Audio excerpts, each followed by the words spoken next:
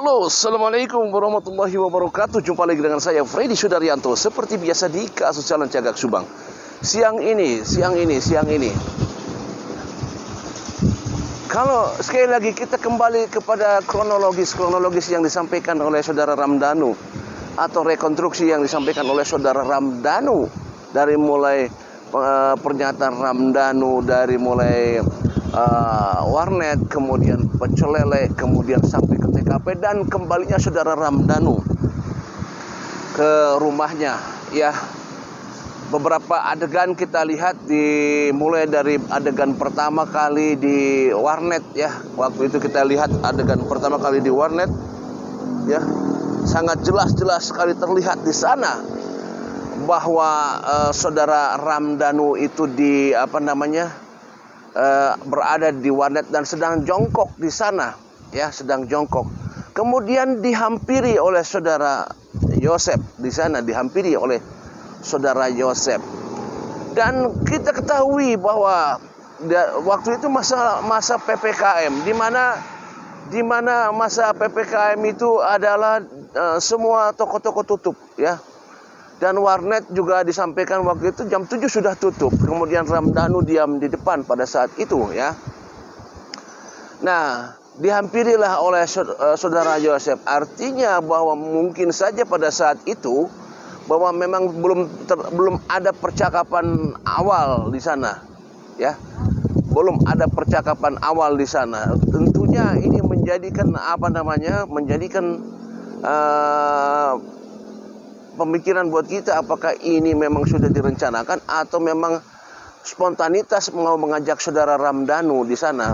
Kemarin di konten saya bisa diketahui apa alasan menyebabkan Pak Yosep memanggil Saudara Ramdhanu, ya, adalah untuk berjaga-jaga di luar, seperti itu. Oke. Coba hari ini saya akan coba melanjutkan kembali yang kemarin, ya. Jadi sekali lagi saya bicara sekarang adalah masalah versinya Ramdhanu, ya. Versinya Ramdhanu. Hari ini saya bicara versinya Ramdhanu. Ya memang versinya Ramdhanu, versi siapa lagi? Karena memang versinya Ramdhanu ini. Karena versi Pak Yosep, versi Ibu Mimin Abi Arigi tidak ada mereka di sana. Ya, dan mereka juga versinya menjelaskan bahwa Pak Yosep minta uang 20.000, kemudian pulang ke rumah, ya. Di rumah katanya sudah ada Ibu Mimin lagi ketiduran di sofa kalau tidak salah, ya. Kemudian kalau tidak salah lagi nungguin sinetron Andin kalau tidak salah, ya. Aldebaran itu yang Andin itu, ya. Kemudian malah disampaikan di sana sempat bikin nasi goreng dulu Pak Yosep malam-malam hari, kemudian ngelihat ada Abi di kamar, masuk kamar. Kemudian juga sempat berhubungan seperti itu, ya.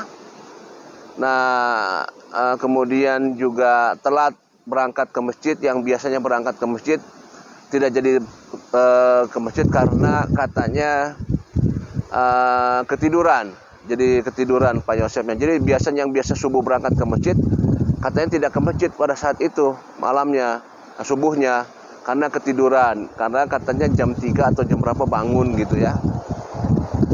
Itu versinya Pak Yosep. Versinya Arigi apa? Versinya Arigi, ya, kita ketahui bahwa katanya Arigi kumpul sama teman-temannya, kemudian juga disaksikan oleh dua orang temannya di sana gitu, ya. Ya, Ibu Mimin dan Abida katanya sih ada di rumah, ya. Ibu Mimin nonton film Andin gitu, ya, sinetron dan lain sebagainya. Abi katanya ada di sana. Itulah versi-versi mereka yang memang tidak ada lebihnya di sana sampai di situ. Sedangkan versinya Ramdhanu ada di TKP melihat mereka semua. Perlu diketahui bahwa jelas bahwa memang di dalam TKP itu dalam keadaan gelap dan hanya tersoroti oleh lampu yang dari garasi. Pada saat Ramdhanu melihat, memang ini pun jadi ironis juga, ya. Kenapa kok lampu dalam keadaan gelap? Kenapa bergelap-gelapan atau sengaja digelapkan atau bagaimana itu, ya? Ya, baiklah. Ada hal yang unik di sini. Baik, sekali lagi ini versinya Ramdhanu, ya.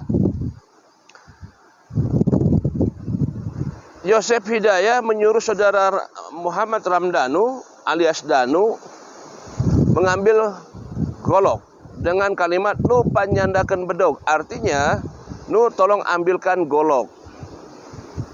Danu mengambil golok di dapur dan Danu mengambil golok di bawah meja dapur. Ke ruang di meja dapur, Muhammad Ramdhanu kembali lagi ke ruang tamu dengan membawa golok bedog. Jadi datang ke ruang tamu membawa golok atau bedog tersebut ya.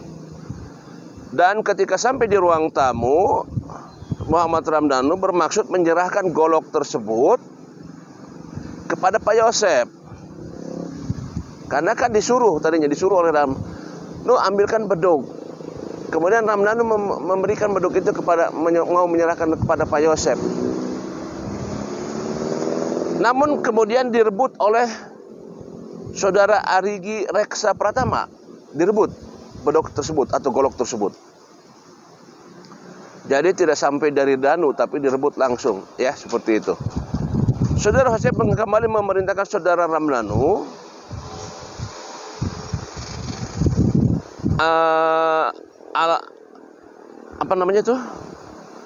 kembali memerintah saudara Ramdhanu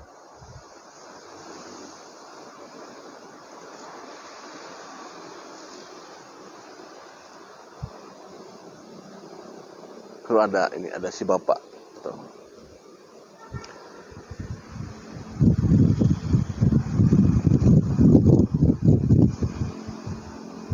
Sebentar ulangi lagi, saya lupa lagi nih.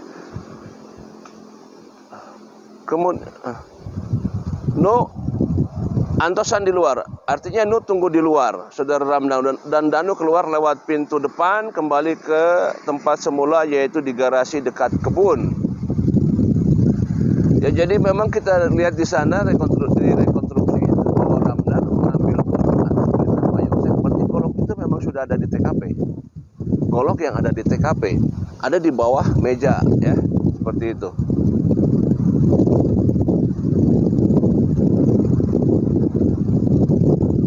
Dan saudara Ramdhanu alias Danu keluar lewat pintu ke tempat semula, yaitu di garasi dekat kebun. Saudara Muhammad Ramdhanu alias Danu mendengar dari arah dalam rumah suara keributan cekcok antara saudara Yosef Hidayat dengan korban Tuti Suhartini.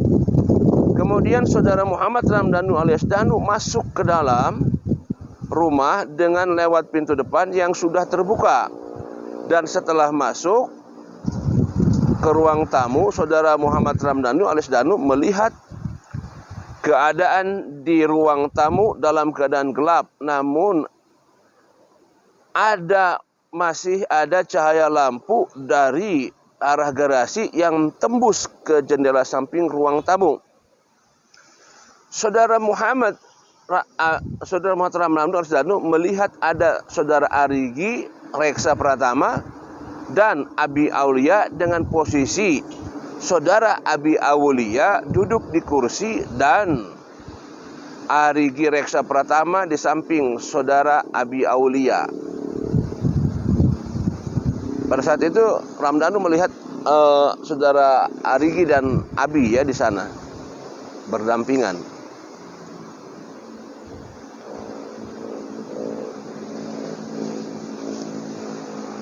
Saudara Muhammad Ramdhanu alias Danu dan Yosef Hidayah posisi berada di dekat ruang TV sedang cekcok berselisih dengan korban Tuti Suhartini yang saudara Muhammad Ramdhanu alias Danu dengar perselisihannya. Saudara Yosef Hidayah berkata, "Badai nyungkeun artos ke Amel." Artinya mau minta uang ke Amel. Jadi Danu mendengar dan melihat Pak Yosef mau minta uang ke Amel, mau ngambil uang ke Amel ya.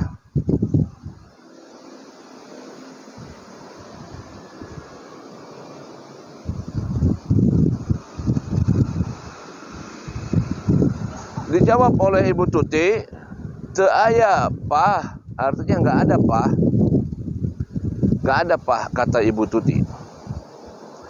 Saudara Muhammad Ranu Arsdanu mendekat dan melihat saudara Yosep menuju kamar korban Amelia Mustika Ratu Amel, namun dihalangi oleh korban Tuti Suartini. Kemudian keduanya saling dorong.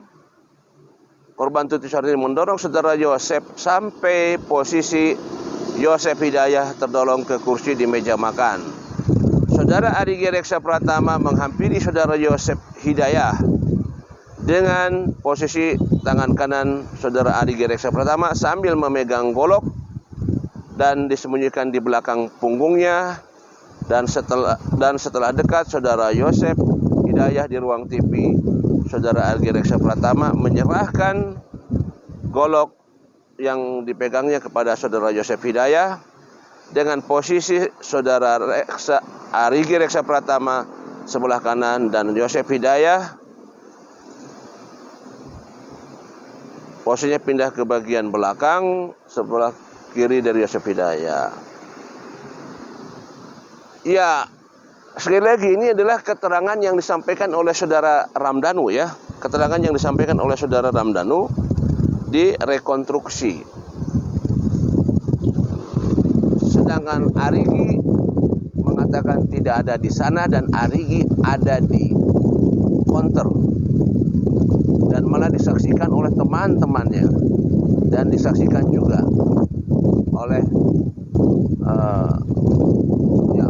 teman-temannya di sana.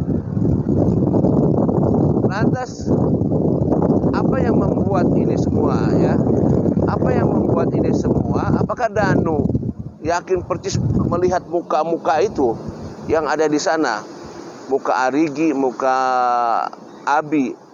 Dan apakah Ramdhanu kenal dengan Arigi ataukah kenal dengan Abi? Mukanya kenal apa tidak Ramdhanu bahwa itu adalah Arigi dan itu adalah Abi? Oke lah kalau Pak Yosep katanya kan memang sudah kenal. Tapi katanya dengar-dengar Ramdhanu tidak kenal dengan Arigi, dengan Abi. Tapi ada informasi katanya dari satu konten katanya kenal. Nah ini mana yang benar mana yang tidak? Misteri ini ya, benar-benar misteri. Benar-benar ini mana yang benar ini sebenarnya. Inilah tugas daripada JPU nanti yang akan meyakinkan kepada hakim mana yang sebenarnya benar dan mana yang sebenarnya berbohong. Ya. Ini yang kita tunggu nanti di pengadilan nanti, seberapa jauh kehebatan JPU untuk bisa meyakinkan kepada hakim bahwa apa yang disampaikan oleh Ramdhanu itu benar, tidak berbohong. Dan kita akan dengar juga nanti bagaimana kesaksian daripada JPU untuk memperiyahkan bahwa mereka tidak ada di TKP. Untuk itu jelas bahwa inilah yang kita tunggu. Saya posisi sedang ada di salah satu tempat yang bagus, destinasi wisata. Assalamualaikum warahmatullahi wabarakatuh.